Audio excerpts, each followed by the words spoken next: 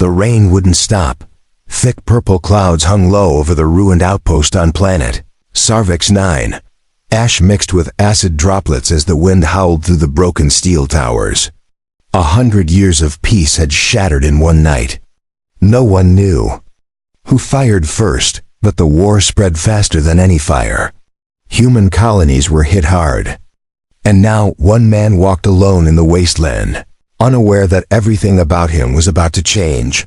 Corporal Dean Riker had served in the planetary infantry for 3 years, stationed deep on the frontier. He had fought off raiders, mutant beasts, and even acid storms. But nothing prepared him for what came from beneath the soil of Sarvex. The creatures weren't natural. They didn't just kill, they captured, studied, and bred. The aliens called themselves the Virinth. Slender, tall and far too intelligent. Most feared them. Dean didn't. Not until the night they took his entire squad without a sound. He alone had escaped, crawling through the dirt with shrapnel in his back and blood in his mouth. And as he limped through the ruins now, he searched for anything, any tech, any weapon, even food. Instead, he found a vial dotted glowed with a dim gold light, half buried in the mud. His HUD scanner didn't recognize the markings. Alien script, curved and sharp. Dean hesitated. The bottle felt warm. His vision blurred the longer he stared. And then came the sound-soft whispering, like voices in his skull. He gritted his teeth. No games. I don't need hallucinations. I need strength. The whispers grew louder. A word repeated in his mind. Adapt. Dean opened the vial. The liquid tasted like fire and ice. His body seized. He fell to the ground screaming, every muscle spasming. It felt like his spine was tearing apart. Bones cracked.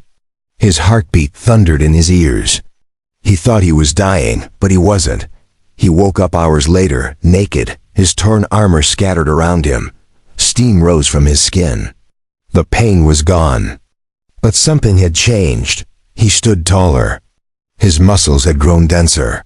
His senses sharper. He could hear the fluttering of wings far away, and smell the scent of alien pollen from trees a mile off. But it wasn't just physical. He felt hungry, not for food, for something deeper. A need that crawled under his skin and pulsed with every heartbeat. And then he heard them, voices. Female, whispering again. Not in his head this time. He turned toward the ruins and saw them. 5 alien women stepped from the mist hall, with glowing skin and wide violet eyes. Each were strange. Flowing armor that shimmered like water. They didn't speak with mouths. He heard them in his mind. You carry the seed. What are you? Dean backed away, his instincts flaring. We are the Vrasha, said the tallest. Her voice was calm, but her presence was overwhelming. You opened the elixir. You are now what our kind has sought for centuries.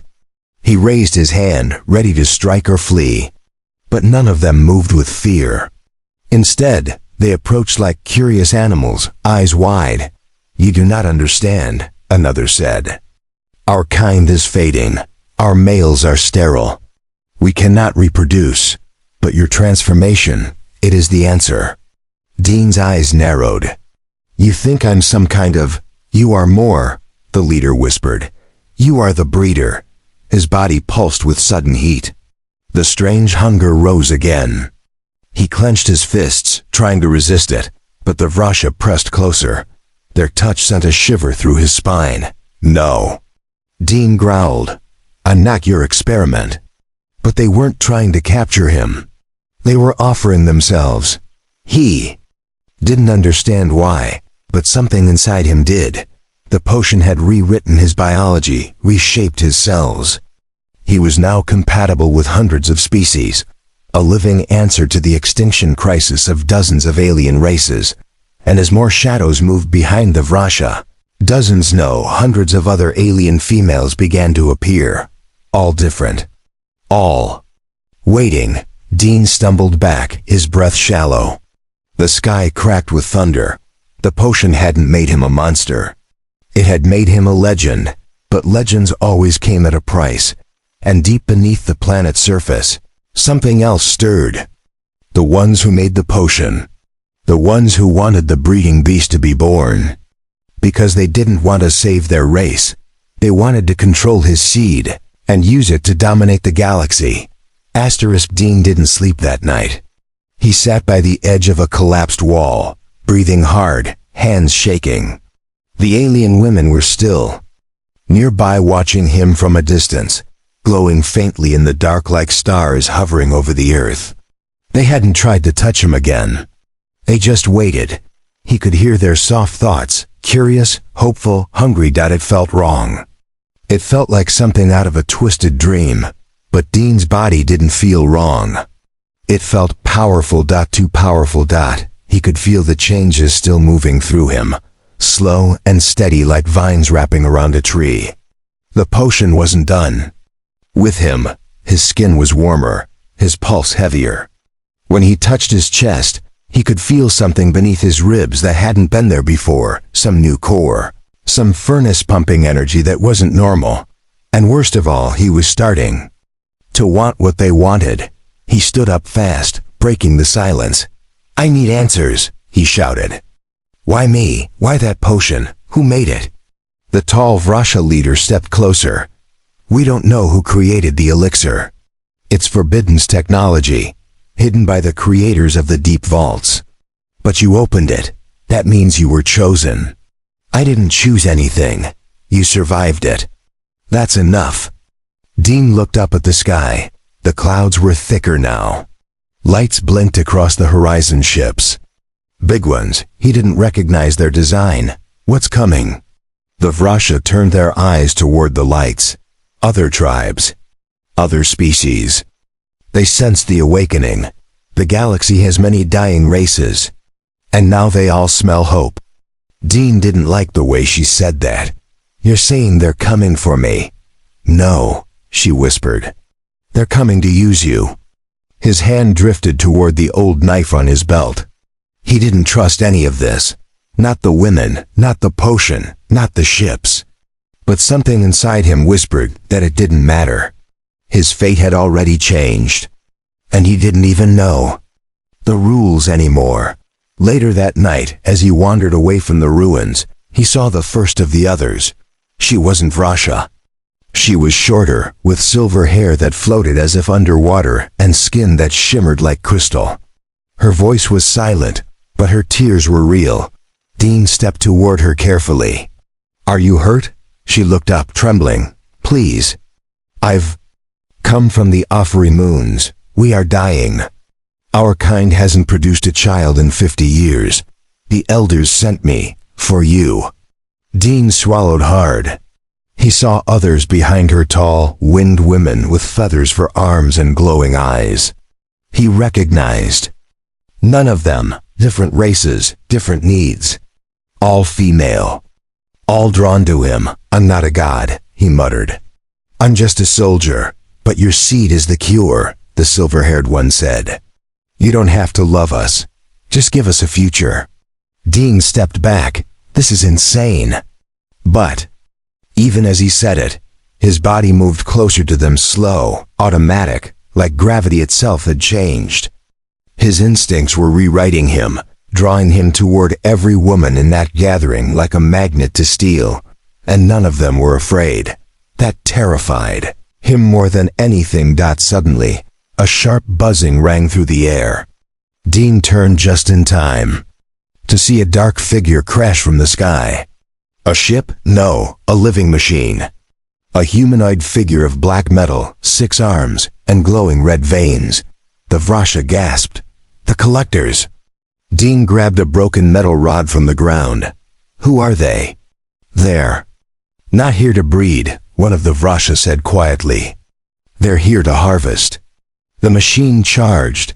Dean didn't think. His new body reacted before his mind caught up.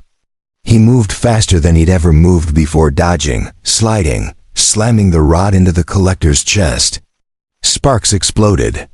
The metal creature staggered, then struck back with a plasma blade from one of its arms. Dean caught it mid-swing.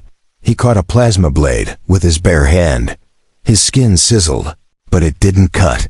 He roared and slammed the machine to the ground with impossible strength.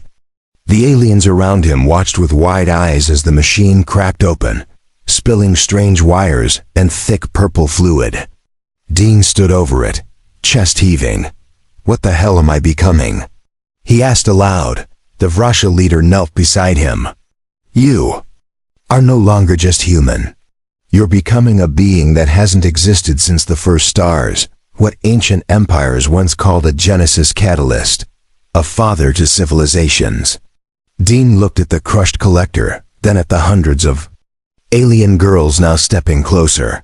He wasn't ready for this, but it had already begun. The next morning didn't feel like morning at all.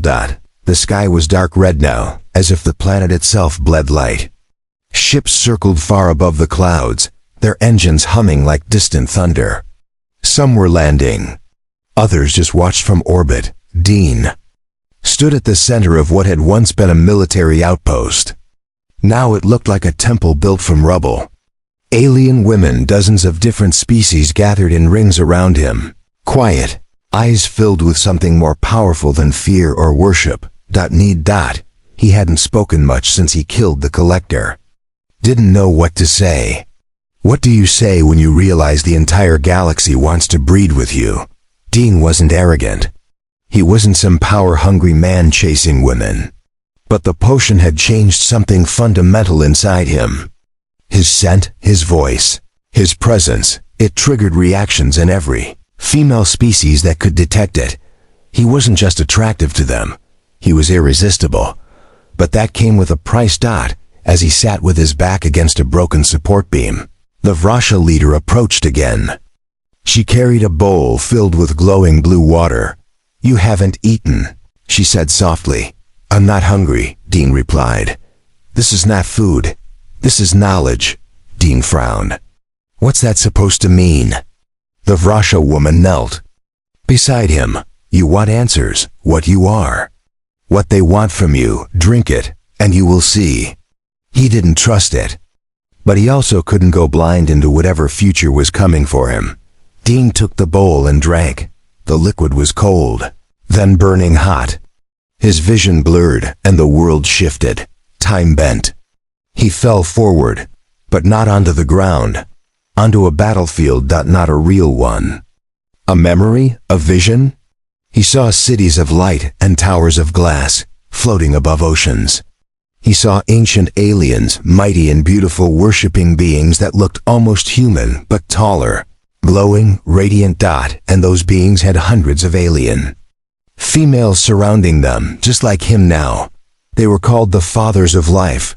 They were rare, born from accidents or divine experiments. Some claimed they were weapons. Others said they were saviors. But they all had one thing in common. Their bodies could unlock fertility. In dying species, they could repopulate worlds. But that power always came with a warning. Breed too much too fast, and the catalyst burns itself out. Dean staggered out of the vision with a gasp, the bowl falling from his hands. His skin was covered in sweat. His pulse raced. The Vrasha was still beside him. She looked calm. "You saw it. They used them like machines." "Yes," she said softly. "Some were loved, others were chained. It depends who controls them." Dean stood up. "No one controls me." She smiled. "Then choose. Who do you give yourself to?" He looked around. A small girl, barely older than a teen in human terms, stepped forward. Her eyes glowed silver, and her voice trembled. "My world has no children left. None. My people sent me to plead. Just one child could give us hope again." Then another came forward, taller, with wings folded behind her back. "Our mating season ends in 3 cycles. If we fail again, we fade." A third voice. "We don't want ownership. We want survival." Dean raised both hands. "Stop, all of you. This isn't just about reproduction. I'm not a breeding station.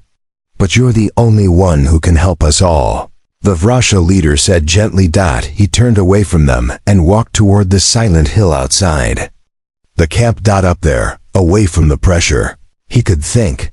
He stood alone for hours. He thought about Earth, about his squad, about his past life. Simple, stupid human problems. He used to worry about laundry, rations, and gun oil. Now he had to decide who lived and who faded into extinction. One man. One body. Too much power. Suddenly, a voice behind him. One he didn't expect. You don't know me, but I knew you. Dean turned. It was a human woman. She wore tattered armor, her face streaked with dirt and tears, her eyes sharp and angry. Name's Mara. I served an Echo unit. We were stationed 2 sectors over. Your squad sent out a distress signal before vanishing. I came looking. I found this madness instead. Dean blinked. You're human? The last one I've seen.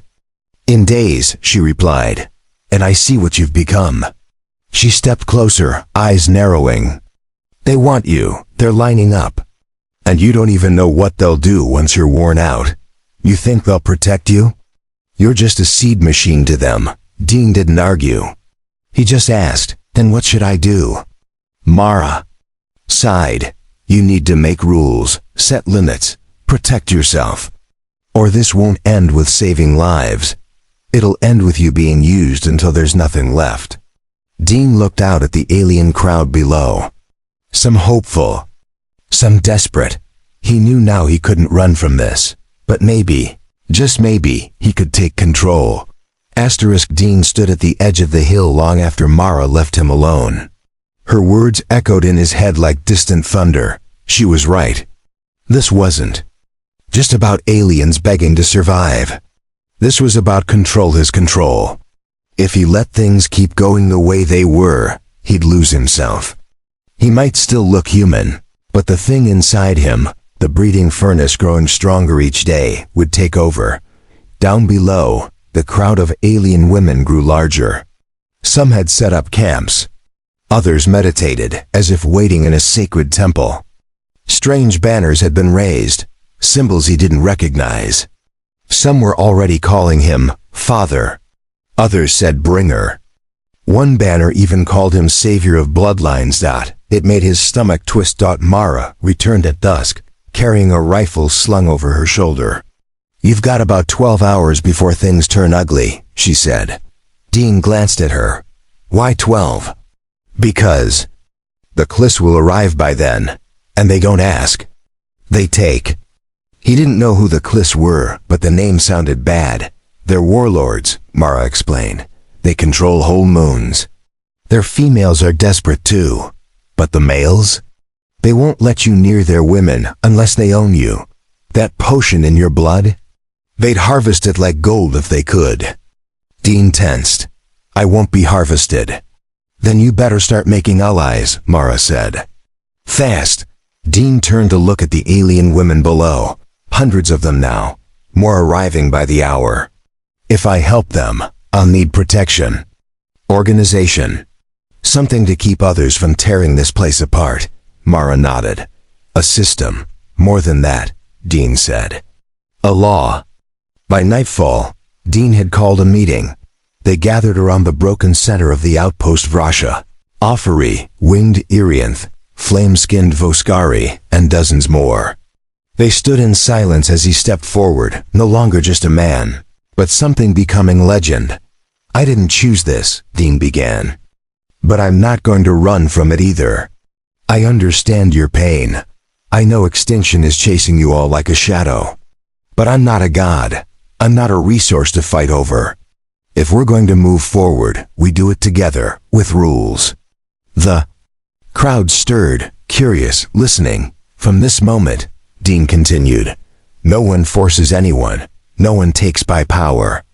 Any bond I form will be by mutual agreement, and every life we help create must be protected by all. A Vrasha female raised her hand. What of the others arriving soon? The Kliss, the Slayer, the darker kinds. Dean looked at Mara, then back at the group. We'll build a barrier. A force field. But more importantly, We'll build a council. Representatives from every species. You help guard me, I'll help save your kind. A short, fox-like alien female stepped forward. And what of mating rights? There are too many of us and only one of you. Dean held up his hand. One at a time, fair rotation. I'm not choosing favorites. We'll start with those closest to extinction, but we do it with dignity. That's when the sky cracked. A booming thunder filled the air. Everyone looked up.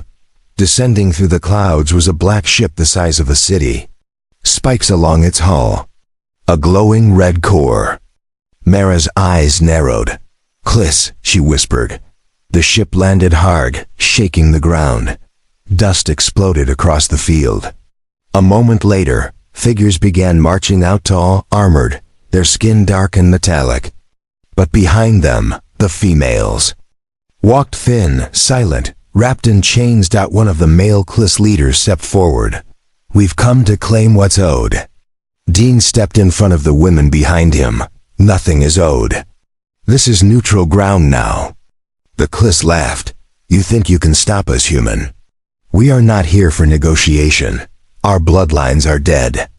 Our females cannot carry life, but yours, you carry fire." He reached for one of the chained women, dragging her forward. Her eyes were wide, terrified. "Breed her now," he commanded.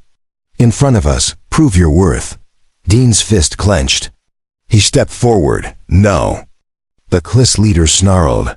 "Then you die." He drew a blade charged with plasma. But before he could strike, Mara fired. One clean shot to the side of his face. The alien dropped. Chaos erupted. Dean moved like lightning. The potion's strength gave him impossible speed. He slammed into the nearest Kliss warrior, crushing his armor. Mara reloaded fast. Alien women screamed, scattered. But many stood their ground. They defended him. The Vrasha leader stepped into the open. Holding a strange device, she activated it.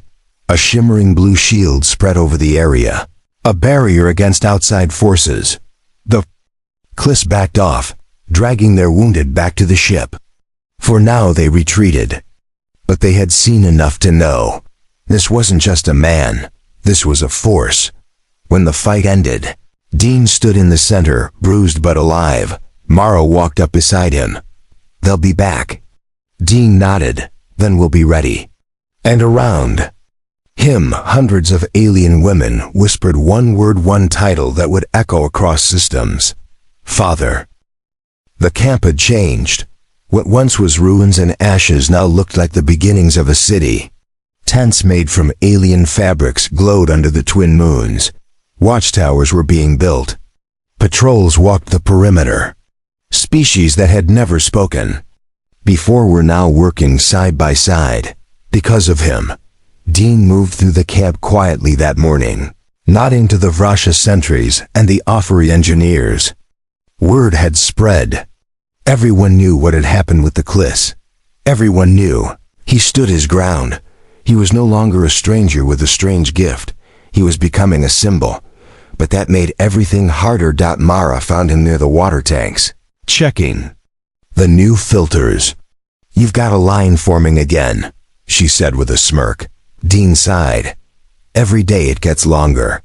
"They aren't just here to breed," she said more seriously. "They're here for safety. Your presence makes them feel like their species has a chance. That's a lot of pressure." "Then stop standing alone under it," she said. "Build a team." He looked up. "I already have one." She crossed her arms. "No, you have followers, I mean partners. People who'll help you decide how to use this power before others start deciding for you." Dean nodded slowly. "I'll form the council tonight." By evening, the gathering circle was packed. Each species that had sent females to the camp now sent one representative. Some looked nervous. Some looked proud. Others just looked tired. But all eyes turned when Dean stepped into the center. "I didn't want this," he said. "I didn't plan to become something more than a man. But I am more now, and so are all of you. We have to survive." And survival starts with trust, balance, and clear limits. He pointed to the silver-haired Offery girl who had first asked him for help. I'll begin with your people. Then the Irianth, then the Voskari, one tribe at a time. Every bond will be witnessed and agreed by this council. There was quiet agreement, nods, and a few relieved sighs. And if anyone violates the rules forces, threatens, or trades others for access, they'll be exiled, he added. No second chances. Mara smiled from the edge of the circle. She had never seen alien warlords, priestesses, and warriors not at a human with such unity. It was working. That night, Dean met with the first tribe, the Offery. Their genetic problem was severe. Their kind could no longer carry offspring due to a cellular failure. But Dean's new biology emitted some kind of mutagenic correction, not just in mating but in physical presence. Even being close to him reactivated some of their dead genes. The bonding was strange, ritualistic. They didn't touch him at first. Instead, they danced around him, sang in their ancient language, and let their aura sync with his. Only then did he step forward and give himself to one of them, a healer named Elenia. There was no shame in their process. No rush, it was sacred. Soft, respectful. When the ceremony was over, Elenia cried not from pain, but from joy. For the first time in decades, her body showed signs of conception. Her skin glowed with ancestral light, and the other Offery wept around her. It was real. Dean had given them hope and life. But as the camp celebrated, deep in the outer sands, something darker approached. The Klish ship had not left the system. Inside, a wounded warlord knelt before a large shadow, a being that radiated cold power. They resist us, the warlord growled. The human has built a stronghold. Even our plasma couldn't break him. The shadow stepped forward. She was tall, beautiful, cruel. She was not male. She was Queen Shirathi of the Klish Dominion, and she had her own plans. We don't need to destroy him, she said. We need to capture what he's become. She turned toward the screen showing Dean's image. The human body is fragile, but the breeding core? That can be extracted and implanted. The warlord looked uneasy. He would not survive that. Shirathi smiled. He doesn't need to. Back in the camp, Dean stood under the night sky, his thoughts quiet. He had helped his first tribe, but many more waited. And he could feel it deep inside. The potion wasn't finished changing him. His strength was growing, but so was the cost. And somewhere out there, enemies were watching, planning to turn him from savior into a tool. Dean couldn't sleep anymore. Every time he closed his eyes, he saw light stars swirling, alien faces calling to him, his body wrapped in heat and pulsing with something unnatural. The potion hadn't just made him stronger. It had awakened something ancient, something buried inside the galaxy itself. He stood shirtless under the twin moons, staring at the boundary shield that surrounded the camp. The wind was quiet tonight. The alien women were finally resting. After weeks of rituals, Dean had now bonded with 10 tribes. Each one brought a new ceremony, a new story, and a new child inside them. He had become more than legend. He had become myth. But with each new life he created, the weight on his shoulders grew heavier. He felt it deep inside, the energy burning through his body, harder to control each day. Like a fire too big for its furnace. Mara stood beside him, arms crossed. You look like you're about to burst. I feel like I already am. You're overheating, Dean. You need to slow down. I can't, he said. There are over 30 more tribes waiting, and I feel it. The potion is pushing me forward. Like it wants more. Mara narrowed her eyes. Or someone else wants more. Dean looked at her. You think I'm being controlled? No, she replied. But I think something out there wants you to break. That potion wasn't just a gift, it's bait. A trap dressed like destiny. Before Dean could reply, a red light flashed along the shield perimeter. An alarm. He rushed down from the overlook.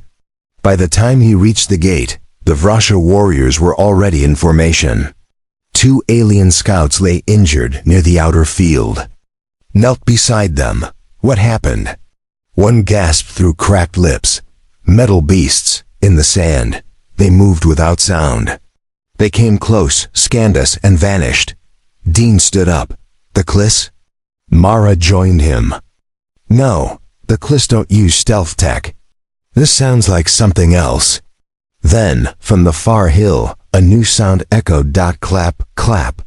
A lone figure walked through the dust, dressed in sleek black armor, cloak trailing behind. He wasn't Kliss. He wasn't from any species Dean recognized. But his smile was cold, and his eyes glowed with synthetic light. I come in peace, the stranger said in perfect English. Dean stepped forward. That's not comforting. The stranger bowed. My name is Varric. I speak for the bio-extraction Syndicate. We are scientists, preservers of rare genetics. And you, human, are a miracle. Dean's jaw clenched. I'm not for sale. No, Varric said calmly. You're far too important for that. We don't want to sell you. We want to preserve you forever. Mara raised her weapon. You'll have to go through me first. Varric smiled wider. Oh, I don't fight. I collect. He raised a small sphere and pressed it. Across the desert, pods burst from underground metal spiders leaping into motion, clicking and spinning. Dozens of them. Dean's body moved before his mind could. He ripped a metal pipe from the wall and charged into the field. The first spider lunged. Dean smashed it mid-air, his strength bending steel. But 3 more rushed him. One sprayed a freezing mist that slowed his movements. Another tried to clamp onto his back. He roared and tore it off with bare hands. Mara fired her rifle, taking down 2 more. Alien women from the camp surged forward, wielding plasma staffs and sonic blades. The Vrasha leader led them with deadly grace. But the spiders kept coming. Dean's skin burned, his vision blurred. That inner fire surged again, wild and unstable. He felt his muscles bulge, his chest expand, the heat building up too fast. A Vrasha. Healer screamed. He's overloading. Dean dropped to his knees, gripping the dirt, trying not to explode. Mara knelt beside him. Focus, breathe. You're not just a weapon. You're still human. He gritted his teeth. I'm not sure I am anymore. Then something shifted. The pregnant alien females, the ones carrying his offspring, rushed forward, chanting in languages older than Earth. A pulse passed through the air. The unborn children inside them responded, their presence feeding energy back into Dean. He gasped as balance returned. Not overload. Harmony. He stood again, stronger, calmer. The spiders sensed the change and paused. Varric stepped back, frowning.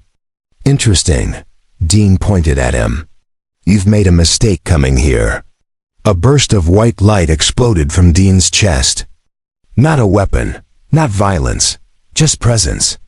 A living pulse that knocked every spider flat. Varric staggered. So, it's true. Your power is growing faster than predicted. Dean marched toward him, unshaken. Leave, and tell whoever you work for, I'm not your sample, I'm not your project. I'm a father, and I protect what's mine. Varric vanished in a blink, teleporting away. The spiders shut down. Silence returned. Later, back at the camp, Mara helped Dean sit. You almost lost control again. I know, but I felt something new this time. My children. They stabilized. Me. They're not even born, but they're already protecting me too. Mara looked at him seriously. This isn't just about saving races anymore. Dean, you're becoming something bigger. A force nature can't contain. Dean looked up. At the stars, then down at his hands, and whispered, but for how long? The stars looked closer now. Dean stood at the top of the command tower, built from salvaged ruins and alien metal. Below him, The camp had become a living city, glowing domes, floating farms, energy walls, and peace among over 40 different alien species. Children hadn't been born yet, but many of the women he had bonded with now showed signs of life growing inside them. It should have brought him peace, but peace never lasts in a galaxy that fears what it doesn't understand. Mara joined him. Her expression was tense. "We've intercepted a signal." "It's not Kliss, it's worse." Dean turned to her slowly. "Who?" "The Unity Council, the galactic superpower. The ones that outlawed fertility engineering. They just learned what you've done." Dean's jaw tightened. "They'll think I'm a weapon." "They already do," she said. "They've declared your entire camp a genetic crime zone." Dean looked out over the families he'd helped. "So they're coming to erase hope." "They're sending a fleet," Mara said quietly. 50 ships. Full military force. ETA. 2 days. For a long time Dean didn't speak, then softly. "Tell the council to prepare every tribe. Fortify the shield. Call in the outer camps. No more hiding." Mara looked at him. "Are you planning to fight them?" Dean shook his head. "No, I'm planning to show them." The next day was the calm before the storm. Alien mothers stood together in unity, wrapping their arms around their swelling bellies. Warriors from rival species trained side by side. The council met beneath the old beacon tower, now converted into the core hall. Dean addressed them one last time. "They fear what I am, but they don't understand it. We didn't break the galaxy. We're saving it, one child, one future at a time. I won't bow to any council that thinks life is a threat. If they come, they'll see who we really are." The next night, the Unity fleet arrived. 50 warships formed a silent wall in the sky. Their lights were like second stars. Their weapons targeted the camp from orbit. No warning shots. No negotiation. Just an incoming message: surrender the human. Disband all reproductive experiments. This is your only warning. Dean stepped onto the communication platform. "This isn't an experiment. This is evolution. Come down and see it for yourself. Or try to kill me. Either way, history's already been changed." There was a pause, then 3 Unity warships descended. Heavily armored, gold-plated, escorted by drones. They landed just outside the shield. From them emerged 6 delegates in sleek robes, their faces hidden behind masks. One of them, a female, stepped forward and pointed at Dean. "You've committed crimes against the natural order. This hybrid colony is illegal under council law." Dean didn't flinch. "Do you see chaos here? Do you see pain?" The delegate raised a scanner. "We see anomalies, genetic mutations, cross-species replication." Dean stepped closer. "And every one of those mutations is a life that would have never existed. A bloodline that would have vanished forever." The other delegate spoke. "You are one man. You cannot carry the future of a galaxy." Dean's eyes glowed faintly. "No, but I started it, and now others will continue it." He looked behind him. The crowd of alien mothers had gathered, each with a visible mark of pregnancy, their eyes full of strength and defiance. Then the children began to speak. They were not yet born, but their energy spoke through their mothers. A soft glow rose from their bellies, pulses of pure life, harmonized across dozens of species. The delegates gasped. This is impossible." Dean looked them in the eyes. "This is the new galaxy. We're not killing bloodlines, we're restoring them. With unity, with consent, with purpose." One of the delegates lowered her mask. Tears ran down her face. "My people haven't had a child in over a century." Dean said nothing. He only extended his hand. The woman stared at it, trembling. Then slowly, she stepped forward and took it behind her. The other delegates watched, uncertain. Then 2 more removed their masks. One of them nodded. "Perhaps. It is time the laws evolved." But not everyone agreed. From above, 3 Unity ships armed their weapons. "They're targeting the camp," Mara shouted through comms. 2 seconds to impact. Dean's eyes flared. He turned toward the sky, heart pounding. But before he could move, the unborn children responded. The ground lit up. From the mothers' bodies rose a golden shield of energy, pure, radiant, fueled by life itself. It spread across the camp like a dome of starlight. The blast struck it and vanished. The Unity fleet pulled back. For the first time, they feared what they didn't understand. Dean stood there, breathing heavy. Beside him, Mara whispered, "They'll think twice before trying again." He nodded. "Let them." Later, as the sun rose, Dean looked over the horizon. Behind him were children not yet born, but already shaping the stars. He had started as a soldier, then a survivor, then a father. Now, he was the seed of a new galaxy, and he would protect every life born from it forever.